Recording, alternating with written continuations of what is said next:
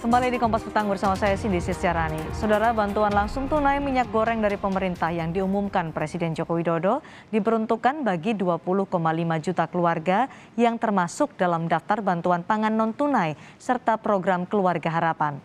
Bantuan juga akan disalurkan untuk 2,5 juta PKL yang berjualan makanan gorengan. Ada cara untuk mengetahui apakah Anda penerima bantuan langsung tunai untuk minyak goreng dari pemerintah atau tidak. Warga bisa memeriksa di situs cekbansos.kemensos.go.id. Bantuan akan diberikan sebesar Rp100.000 per bulan. Pemerintah memberikan bantuan itu untuk 3 bulan sekaligus dan akan dibayarkan di muka pada bulan April, yakni sebesar Rp300.000.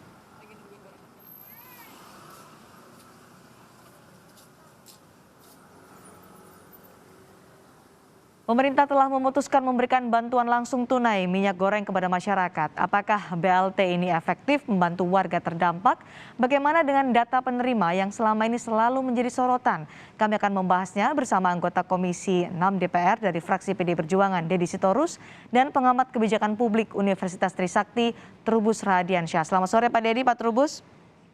Selamat siang Mbak Cindy, Pak Trubus. Baik, Pak Trubus, menurut Anda BLT bantuan langsung tunai untuk mengatasi kelangkaan minyak goreng, apakah ini tepat dilakukan oleh pemerintah? Menurut saya sih tidak tepat, Mbak. Karena apa persoalannya itu, bantuan selama 3 bulan itu tidak akan menolong kondisi yang ada di masyarakat. Karena dari satu sisi harga-harga sekarang kan naik semua. Jadi ya menurut saya ini kebijakan yang tidak solutif gitu loh, Mbak, dalam hal ini. Yang kedua bahwa kebijakan itu cenderung memberi peluang adanya potensi-potensi penyimpangan karena bagaimanapun juga data yang ada itu sampai hari ini sekitar 20 juta itu kan belum bisa diverifikasi secara final gitu. Artinya masih banyak keraguan-keraguan lah tentang data ini karena persoalan data yang ada di DTKS maupun di Kemensos itu kan sampai sekarang menjadi persoalan yang belum final lah kira-kira gitu. Yang ketiga ya drama Korea mengenai minyak goreng ini masih panjang jadinya gitu karena tidak mungkin hanya 3 bulan, bisa lebih dari itu, Mbak. Jadi kalaupun diberikan bantuan juga ya istilahnya itu nggak ngefek apa-apa gitu ya. Jadi menurut saya ini malah kebijakan yang menimbulkan masalah baru lagi gitu. Oke, baik. Tidak solutif dan akan menimbulkan masalah baru karena potensi penyimpangan penyaluran BLT bisa terjadi, Pak Deddy. Iya, kecuali ada yang punya pikiran yang lebih cerdas untuk membantu rakyat di masa yang sulit ini, saya kira silakan disampaikan. Saya memandang bahwa dalam jangka pendek ini, terutama memasuki bulan Ramadan, itu tentu rakyat di paling bawah itu, yang 20 juta lebih itu, dan pengusaha PKL yang 2 juta lebih itu, saya kira sangat membutuhkan bantuan ini. Itu dalam jangka pendek dengan syarat pertama, memang sampai kepada yang berhak, memang digunakan untuk membeli minyak goreng, dan ketiga, sampai pada waktunya. Untuk memastikan itu bagaimana Pak Deddy? Karena untuk penyaluran BLT atau bantuan pangan non-tunai juga kita masih menemukan beberapa masalah untuk penyalurannya. Iya, saya kira tidak akan pernah sempurna, Mbak, selama memang kita belum satu pintu big data dalam hal angka data orang miskin dan penerima bantuan dari negara. Ini yang saya kira terus-menerus harus diperbaiki, tapi bukan berarti kita lalu diam tidak melakukan apa-apa. Kalau concern saya adalah sebenarnya bagaimana ini benar-benar bisa terlaksana dalam jangka pendek, karena ini kita meskipun tidak sempurna, tadi Anda akui bahwa penyaluran diakui bahwa pemerintah selama ini belum sempurna untuk bisa menyalurkan BLT dengan pengalaman-pengalaman sebelumnya. Di mana negara manapun saya kira tidak ada yang sempurna, Mbak. Tapi sistem yang dibuat oleh Kementerian Kemensos misalnya untuk memastikan orang yang merasa berhak menerima BLT itu bisa mengecek, itu sudah salah satu langkah. Sehingga ketika dia melihat tidak ada namanya, atau kepala desanya, lurahnya melihat warganya yang pantas menerima tidak ada di dalam daftar, tentu mereka bisa mengajukan itu kembali kepada dinas sosial di daerahnya masing-masing dan terus berjenjang ke pusat. Dan itu menurut saya ketidaksempurnaan ini ya jauh lebih baik daripada tidak melakukan apa-apa dalam situasi yang memang sekarang sangat dibutuhkan itu. Pak Trubus, meskipun tidak sempurna dalam penyalurannya nanti, tapi daripada tidak ada kebijakan sama sekali untuk jangka pendek, bisa lah untuk BLT ini menurut Anda? Iya, itu satu argumentasi yang menurut saya juga menjadi pertimbangan. Tetapi dalam hal ini kan yang dibutuhkan sebenarnya kan perbaikan tata kelola kan persoalannya. Karena selama ini persoalan minyak goreng itu sejak awal berbulan-bulan itu kan janji pemerintah selalu pada tataran menemui jalan buntu gitu. Yang ujung-ujungnya adalah baik yang minyak curah maupun kemasan ujung-ujungnya adalah naik dan diserahkan kepada pasar untuk kemasan, untuk yang kemasan.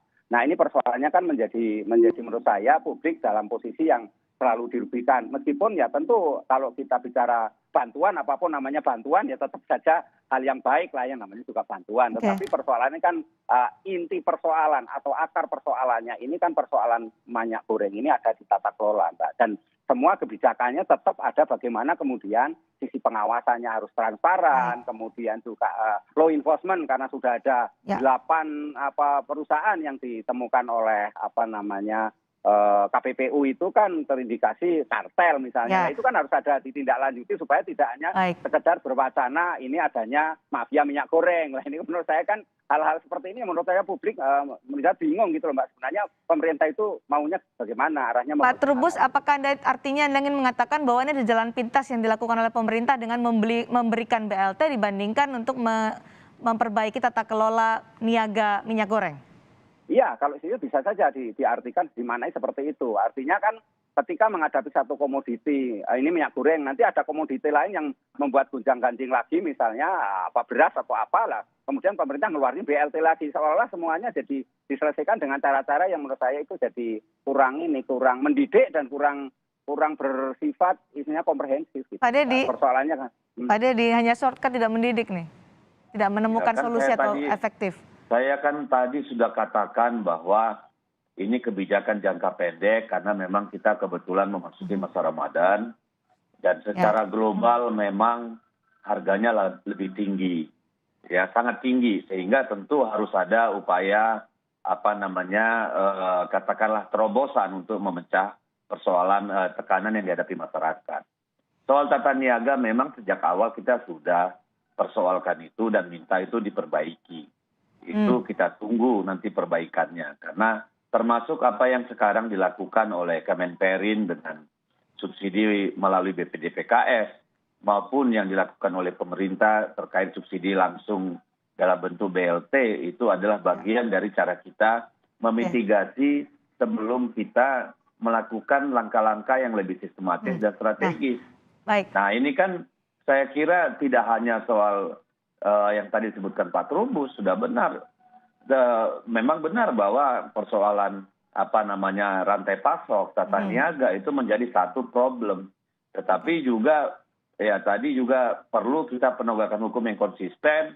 Perlu semuanya bergerak, tidak hanya pemerintah pusat, gubernur, bupati, wali kota. Ya, Pak Deddy ini kan bergerak dong. BLT 3 bulan, artinya April, Mei, Juni. Apakah di bulan Juli tata kelola niaga minyak goreng ini sudah bisa diatasi sehingga masyarakat bisa mendapatkan minyak goreng dengan harga yang normal, jumlahnya pun mencukupi untuk kebutuhan masyarakat, atau jangan-jangan masih ada problem lagi karena hanya 3 bulan yang disiapkan oleh pemerintah? Ya, saya tidak bisa menjamin bahwa itu bisa selesai atau apa. Tapi saya berharap bahwa dengan dalam waktu 3 bulan ini ada perbaikan-perbaikan yang harus dilakukan. Persoalan yang paling mendasar itu sebenarnya saya ingin berharap sebenarnya pemerintah itu juga menguasai barangnya gitu loh Mbak. Sehingga kebijakan apapun tentu itu... Maksudnya menguasai barangnya Pak? Iya, maksudnya kita harus punya cadangan nasional terhadap komoditi penting seperti sekarang minyak goreng. Sekarang nggak ada menurut Anda, pantauan Anda? Tidak ada, tidak punya kita namanya cadangan barang itu kan ada di pabrik minyak goreng untuk produknya, ada di pabrik PKS, ya pabrik kelapa sawit untuk CPO-nya, dan di distributor, apakah itu D1, D2, D3 dan seterusnya untuk minyak gorengnya. Nah, kalau beras kan kita sudah punya gitu, sudah ada Bulog yang ini dan seterusnya. Tetapi saya juga ingin mengatakan bahwa sebenarnya yang terjadi adalah memang pemerintah menjadi satu-satunya pihak yang harus berkorban saat situasi seperti ini gitu loh. Berkorban seperti Sementara apa dari yang Anda sisi- harapkan Pak Deddy? Karena tadi kan BLT sudah menurut Anda itu ada jangka pendek, tapi berkorban seperti apa untuk jangka pandang supaya masyarakat bisa lebih paling tidak khawatir dengan kondisi minyak goreng ini? Ya itu tadi, pertama saya berharap sebenarnya ada kebijakan yang mengatur pemasok bahan baku minyak goreng dalam arti pemilik kebun sawit dan pabrik kelapa sawit, ya, yang memang memiliki kewajiban untuk menyediakan bahan baku itu di dalam negeri. Lalu yang kedua, tentu bagaimana supaya yang dijual di dalam negeri itu adalah dalam bentuk harga keekonomian. Ya. Harga keekonomian itu bukan harga pasar. Harga keekonomian itu adalah harga bahan baku, harga pokok produksi, harga distribusi, ya, dan seterusnya ditambah margin yang wajar. Nah, tetapi kalau pemerintah juga tidak memiliki cadangan yang cukup, tidak memiliki tangan yang kuat dalam menjaga rantai distribusi, tentu ini tidak mungkin juga tercapai gitu. Bisakah diselesaikan dalam waktu 3 bulan untuk bisa menguasai hulu produksi minyak goreng supaya stoknya aman, harganya juga aman, Pak Trubus, dalam waktu 3 bulan? Kalau melihat pengalaman sebelumnya sih nggak bisa, Mbak. Kelihatannya berat itu. Artinya bukannya kita pesimis, tetapi kita melihat bahwa bagaimana upaya-upaya yang dilakukan oleh pemerintah selama ini berujung kepada sebuah kebuntuan. Dan pada akhirnya kebijakan yang keluar justru malah merugikan masyarakat. Nah, dalam hal ini tentu kalau pandangan saya lebih menempatkan bagaimana pemerintah secara aktif ya dalam hal ini memberikan solusi tidak hanya sekedar bersifat jangka pendek yang BLT ini, tetapi adalah bagaimana menyeluruh tata kelola itu, karena sumber persoalannya ada di sana. Dan di satu sisi juga sektor-sektor lain yang kemudian naik itu juga menjadi beban masyarakat secara keseluruhan di tengah pandemi COVID juga belum selesai. Nah, karena itu menurut saya apapun adanya sehingga kebijakan ini harus betul-betul jangan sampai terjadi penyimpangan. Nah, law enforcement-nya itu bagaimana, dan jangan selalu pemerintah mempunyai argumentasi yang sekedar istilahnya itu beralibi gitu, menggembirakan masyarakat, tapi sesungguhnya tidak ada langkah-langkah yang konkret. Gitu. Kalau Pak Trubus memprediksi ini kan 3 bulan ya BLT-nya, April, Mei, Juni, Juli, selesaikah permasalahan ini?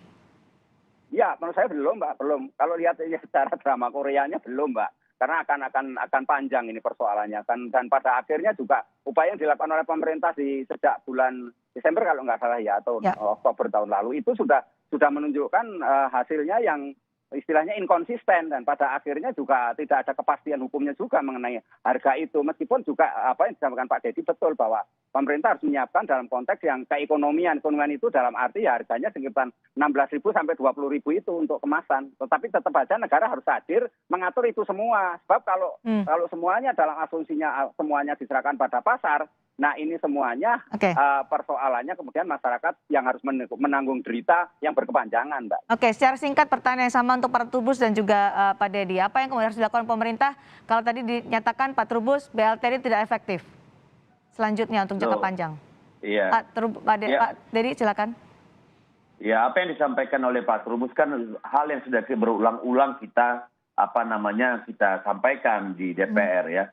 Dan memang kan pemerintah baru mulai bergerak itu pada akhir Januari dengan kebijakan DMO dan DPO. Ya, bulan Maret berlaku ya DMO. Masalahnya kan konsistensi kebijakan ini yang kemudian tidak ada. Jadi selalu dari satu ekstrim ke ekstrim lain.